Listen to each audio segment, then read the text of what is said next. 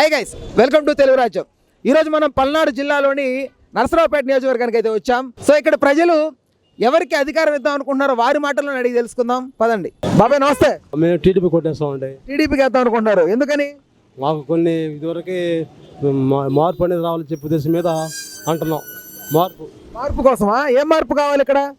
ధరలు తగ్గుదల అలాంటివి కావాలి. ధరలు తగ్గుదల కావాలి మెయిన్. ధరలు తగ్గుదల అది అంత మటుకే. ఇప్పుడు జగన్ ప్రభుత్వం ఒకవేళ ధరలు తగ్గిస్తానని చెప్తే ఓకేనా మీకు? దానికైనా ఓకే. ఏ ప్రభుత్వం అయినా కానీ మీరు ధరలు తగ్గించారు. ఓకే, ఈసారి ఇక్కడ ఎవరు వస్తారనుకుంటున్నారు? అది చెప్పలేము. ఎమ్మెల్యే క్యాండిడేట్ చెప్పలేము. అది ఎవరి ఇష్టం వాళ్ళది. అరవింద్ బాబు వస్తాడనుకుంటున్నావా, గోపి గారు వస్తారు? ఏది చెప్పలేమండి. అది ఎంత ఎవరి ఇష్టం వాళ్ళది. అది మీరు ఎవరికి వేద్దాం అనుకుంటున్నారు ఓటు? చెప్పా కదా, తెలుగుదేశమే. చెప్పా కదా, ఎవరు తగ్గిస్తే వాళ్ళు. అది జగనన్న పార్టీ ఏది వచ్చినా నాకు మన రోడ్డు మంది ఎప్పుడు వచ్చినా ఇదే మళ్ళీ వచ్చేది ఇదే ఖాయం. జగన్మోహన్ రెడ్డి గారు అది ఏమని జగన్మోహన్ రెడ్డి గారు అంటే అంత ఇష్టం? మాకు అంతే పడి మనం ఇష్టమే మాట చెప్పామా. ఎందుకు ఇష్టమో చెప్పు. దానికి వచ్చిన కానీ మేము అదే వేసేది, పుట్టిన కానీ మేము అదే వేసేది. ఓడికి వేస్తాం మేము. పుట్టినప్పుడు చేస్తున్నారా? పుట్టినప్పుడు చోటు ఎక్కువ ఉంది నీకు. అన్న నమస్తే. చెప్పనా? ఏంటి పరిస్థితి? ఆటో పరిస్థితి ఎలా ఉంది? ఆటో పరిస్థితి ఉంది, ఎండల ముదిరింది, కాలువ లేదు, అందువల్ల ఎట్లా ఉన్నాం. ఓకే, ఈసారి మీ ఆటో వాళ్ళంతా ఎవరికి వేద్దాం అనుకుంటున్నారు? ఎమ్మెల్యేకి అరవింద్ బాబు. అరవింద్ బాబు. గోపి గారికి ఎందుకు వేయకూడదు అనుకుంటున్నారు? ఏమో మాకు నచ్చలేదు, అందుకని వేయట్లేదు. అంటే ఏ రకంగా నచ్చలేదు? ఏ సమస్య? ఇప్పుడు పిల్లల విద్యా జీవనం ఉంది, ఎంతవరకు విద్యా జీవనం వేయలేదు మాకు.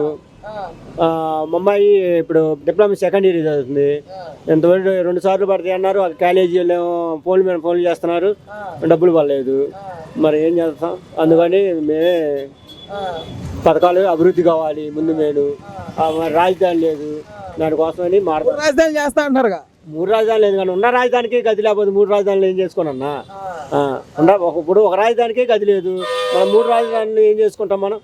చెప్పు. సంక్షేమం అందించే ఆటోలకు సంవత్సరం 10,000 అంటున్నాయి ఇస్తున్నాడు, మళ్ళీ రోడ్డు ఎక్కగానే అయిపోతున్నాయి. ఏమన్నా కట్ చేస్తున్నాడు కన్నా. ఇప్పుడు ఆయన 10,000 ఇచ్చిందే చూస్తున్నారు, అవతల పోయినాక కట్టిండు. అవి లేవు, కాగితాలు లేవు, వేకెంట్ పెట్టరు, ఇవన్నీ ఏడుండే డబ్బులు చెప్పు. మరి అన్ని సక్రంగా పెట్టుకుంటే డబ్బులు బావు కదా.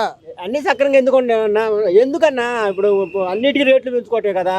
ఆయన ఇస్తున్నాడు, బట్టలు నొక్కుతున్నాడు, నొక్కేసి మళ్ళీ అన్ని రేట్లు పెంచుకోవటే కదా. నూనె కానించి పప్పు కానించి అన్ని ఉపయోగం ఏమని చెప్పు. ఇచ్చేవాడిని పేరే కదా.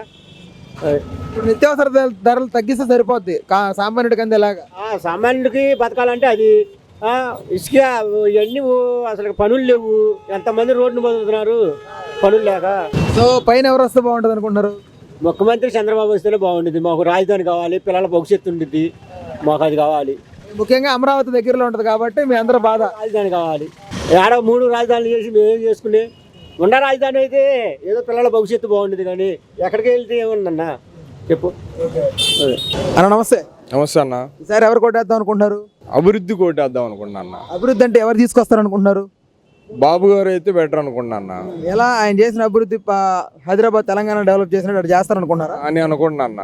ఈసారి నేను గెలిస్తే మళ్ళీ చేస్తాను, సంక్షేమం కాదు, ఈసారి ఖచ్చితంగా డెవలప్మెంట్ వైపు అడుగులేస్తానని చెప్పి జగన్మోహన్ రెడ్డి చెప్తున్నారు కదా. ఉచితాలకి అలవాటు చేసి ప్రజల్ని నేను డెవలప్ చేస్తానంటే ఎలా చేస్తాడన్న? ఉచితాలని జనం అందరినీ అలవాటు చేశాడు. 3 రాజధానులు తీసుకొస్తున్నాడు, దాంతో డెవలప్మెంట్ వస్తా అంటున్నారు కదా. 3 రాజధానులు దేనికన్నా? ఒక రాజధాని కరెక్ట్ కదా. ఇప్పుడు ఈ మూల నుంచి ఆ మూలకి, ఆ మూల నుంచి ఈ మూలకి ప్రజలు తిరగటం తప్పితే వాళ్ళు ఆడే కూర్చుంటారు. ప్రజలు అల్లాడిపోవాలి కదా. ప్రజలు అల్లాడిపోవటం తప్పితే, ప్రజలను అల్లాడించడం తప్పితే 3 రాజధానులు దేనికన్నా? ఒక చోట పెడితే అటోళ్ళు ఇటోళ్ళు అందరూ వస్తారు, అన్నీ చేసుకొని వెళ్ళిపోతారు. బాబు గారు ప్రత్యేక హోదా తీసుకొస్తారు అనుకుంటున్నారా? ప్రత్యేక హోదా తీసుకొస్తారా తీసుకురారనేది కాదు, కానీ రాష్ట్రం డెవలప్మెంట్ బాగుంటుందని అనుకున్నాను. అమరావతి దగ్గరలో ఉంది కదా అనుకున్నారా? దానివల్ల డెవలప్మెంట్ వస్తుంది అనుకున్నారా? అమరావతి దగ్గరలో ఉందని కాదు, మధ్యలో ఉంది. అంటే మీకు దగ్గరగా ఉంది కదా. మాకు దగ్గర ఉంది, ఓకే. రాష్ట్రానికి మిడిల్లో ఉంది అన్న. అవును, రాష్ట్రానికి మిడిల్లో ఉంది. ఇటోళ్ళు రావాలన్నా అటోళ్ళు రావాలన్నా సెంటర్ ఆఫ్ బెటర్ దెన్. అది రాష్ట్రంలో ఒక డెవలప్ అయిన ప్లేస్ ఏంటంటే బిఫోర్ పాత గవర్నమెంట్ కొత్త గవర్నమెంట్కి లేదా రాష్ట్రాలు విడిపోయిన తర్వాత విజయవాడ కొద్దిగా డెవలప్ అయింది. ఆ విజయవాడ దగ్గరలో పెడితే బెటర్ దెన్ కదా. నరసరావుపేటలో ఎమ్మెల్యేగా ఎవరు వస్తారు అనుకుంటున్నారు? నర్సాపేటలో గోపి గారు, అరవింద్ గారు? తెలీదు అన్న, అది ఐడియా లేదు, ఇంకా అనాలిసిస్ రాలేదు. మామూలుగా జనాభిప్రాయం పరంగా ఎలా ఉంది ఈసారి? అరవింద్ బాబు గారు వస్తే బెటర్ అనుకుంటున్నా. అన్న నమస్తే. నమస్తే అండి. సార్ నరసరావుపేటలో ఏ ప్రభుత్వం వస్తుంది అనుకుంటున్నారు? వైసీపీ వచ్చిందండి. గోపిరెడ్డి గారా? గోపిరెడ్డి గారు. ఓకే, ఎందుకంత బలంగా చెప్తున్నారు? పేద వాళ్ళకి అన్ని సక్రమంగా అందాయి. సంక్షేమాలా? పింఛన్లు, డ్వాక్రా మహిళలకి డబ్బులు, రైతు భరోసా అన్నీ సక్రమంగా ఎవరి ఒకట్లలో వాళ్ళకి పడుతుంది. పేదవాళ్ళకి ఇంకా అంతకంటే ఏం కావాలా? ఇప్పుడు నిత్యావసర ధరలు పెంచేశారు కదా, పేదవాడికి అందాలంటే నిత్యావసర ధరలు ఎక్కువగా ఉన్నాయి కదా, జగన్ గారు ప్రభుత్వం వచ్చిన తర్వాత పెంచారు కదా అని చెప్తున్నారు అందరూ. కరెక్ట్ అండి. ఇక్కడ ఎక్కువ ఉంది, తెలంగాణలో మరి తక్కువ ఉన్నాయా? అక్కడ 6 రెట్లు ఉన్నాయిగా. అక్కడ తక్కువ ఉండి ఇక్కడ ఎక్కువ ఉంటే ఇక్కడ ధరలు పెరిగినాయి జగన్ వల్ల అనుకోవచ్చు. అది లేదుగా, అన్ని చోట్ల ఒకే రేటు. మరి మద్యం బాగా రేటు పెంచేశాడుగా, చంద్రబాబు ప్రభుత్వంలో ఉన్నప్పుడు అంత రేట్ లేదు మద్యం, ఈయన వచ్చాక పెంచేశాడు, డబుల్ రేట్ చేశాడు అంటున్నారు అందరూ. మద్యం ఎవరికి కావాలండి? మద్యం తాగేవాళ్ళు, మద్యం ఎవరికి కావాలా? ఎవరో 4 ఉంటారు తాగేవాళ్ళు, అందరు తాగరుగా. ఓకే, సో ఇప్పుడు మీకు 3 రాజధానులు ఓకేనా? అందరికి అభివృద్ధి కావాలి కదండి. ఒకే చోట హైదరాబాద్లో చేయడం వల్ల నష్టపోయాం మేము. 3 చోట్ల చేస్తే 3 ప్రాంతాల వాళ్ళు బాగుపడతారు. అదే ఇప్పుడు నరసరావుపేటకి దగ్గరలో అమరావతి ఉంది, సో అక్కడ డెవలప్మెంట్ చేస్తే మీకు బెనిఫిట్ కదా. ఎవరికి బెనిఫిట్ అండి? మా పేదోళ్ళకి బెనిఫిట్ ఏముంది? డబ్బు గల వాళ్ళకి, వ్యాపారస్తులకి బెనిఫిట్. మా పేదోళ్ళకి బెనిఫిట్ ఏముంటుంది? మేము ఎక్కడైనా కష్టపడాలా. సో పైన ఎవరు వస్తే బాగుంటుంది అనుకుంటున్నారు? పైన నాకైతే జగన్ గారు వస్తేనే బాగుంటుంది అనిపిస్తుంది. ఓకే, ఎన్ని సీట్లు వస్తాయి అనుకుంటున్నారు? అది నాకు తెలియదు కదా. జగన్ గారు వస్తే యావరేజ్గా ఎన్ని వస్తాయి అనుకుంటున్నారు? ప్రభుత్వం స్థాపించాలంటే 100 అయితే రావాలి కదా. 100 పైనే వస్తాయి. 100 పైనే వస్తాయి అంటారు. గురుగారు నమస్కారం. నమస్తే. ఈసారి ఏ ప్రభుత్వం వస్తుంది అనుకుంటున్నారు నరసరావుపేటలో? నరసరావుపేట వచ్చేసి గోపిరెడ్డి శ్రీనివాసుడు వస్తాడు. Okay, YCP candidate. YCP candidate. అంత బలంగా ఎలా చెప్పగలుగుతున్నారు? అంత బలంగా అంటే ఆయన చేసే పనులు అట్లా ఉన్నాయి. మంచి పనులు చేయటం, నలుగురికి ఉపయోగపడటం, నియోజకవర్గ స్థాయిలో అందరిని కలుపుకొని పోవటం అట్లా. అరవింద్ బాబు గారు కూడా అలాంటి వ్యక్తిత్వం ఉన్న అంటున్నారు కదా చాలా మంది. ఐ మీన్ ప్రజలతో అందుబాటులో ఉండడం. అరవింద్ బాబు ఒక డాక్టర్గా మంచోడే, కానీ ఆయన వర్గం తక్కువ, ఆయనకి రాజకీయ చాణక్యం తక్కువ, అది నా ఉద్దేశంలో. ఓకే, సో ఈసారి వైసీపీకి ఎన్ని సీట్లు వస్తాయి అనుకుంటున్నారు? 130 దాకా రావచ్చు. 130 దాకా రావచ్చు. 100 నుంచి 130. చంద్రబాబు నాయుడు గారికి ఓటు వేయకూడదని ఎందుకు నిర్ణయించుకున్నారు? ఓటు వేయకూడదని ఎందుకు నిర్ణయించుకున్నాం అంటే మంచి పనులు చేసి ఏమున్నాయి. జగన్మోహన్ రెడ్డి వచ్చాక ఒక పోర్టులు కానీ ఒక అస్ముంటి కొన్ని తీసుకొచ్చాడు. కానీ అభివృద్ధి లేదే. అభివృద్ధి ఎక్కడ లేదు. ఓన్లీ సంక్షేమాల పట్ల ఎక్కువ దృష్టి సాధించారు. ఇప్పుడు మనకి రాజధాని ఎంత కావాలా? ఏదో ఒక 20 ఎకరాలు 30 ఎకరాలు ఉంటే కూర్చొని వ్యాపారం చేసుకోవడానికి సరిపోయింది. ఒక ఆఫీస్కి వచ్చి కంప్యూటర్ ముందు కూర్చొని వాడు ఏం చేయగలుగుతాడు, ఆ వర్క్ చేస్తే సరిపోయింది. అంతేగాని ఆఫీస్ వదిలిపెట్టి మన పార్కులో పెట్టి తిరగాల్సిన అవసరం లేదు కదా. అట్లనే మనకి ఇక్కడ రాజధాని అంత అవసరం లేదు. రాజధాని అక్కడ ఉండవు, ఇక్కడ ఉండవు ఒకటే, కానీ పని అనేది మనకి జరగాల. పని జరగాలంటే ఎట్లా? కమాండింగ్ పవర్ ఉండాలా. ఆ కమాండింగ్ పవర్ అనేది చంద్రబాబు గారు లేదు, జగన్మోహన్ రెడ్డి గారు కూడా ఉంటున్నారు. మరి ప్రత్యేక హోదా తీసుకురావచ్చు కదా, అంత కమాండింగ్ పవర్ ఉంటే. కమాండింగ్ పవర్ ఉందంటే ప్రత్యేక హోదా తీసుకురావాలంటే నీకు కేంద్రంలో సీట్లు తగ్గి మన సీట్లు అవసరమైనట్టే చుక్కలు చూపించేవాడు. ఎందుకంటే వీళ్ళని కలుపుకొని ఖచ్చితంగా చేయాల్సి వచ్చేది. చంద్రబాబు నాయుడికి అవకాశం ఉండి కూడా తేలేకపోయాడు. అర్థమైందా? ఫస్ట్ టైం చంద్రబాబు నాయుడికి అవకాశం వచ్చింది, తీసుకురాలేదు కదా.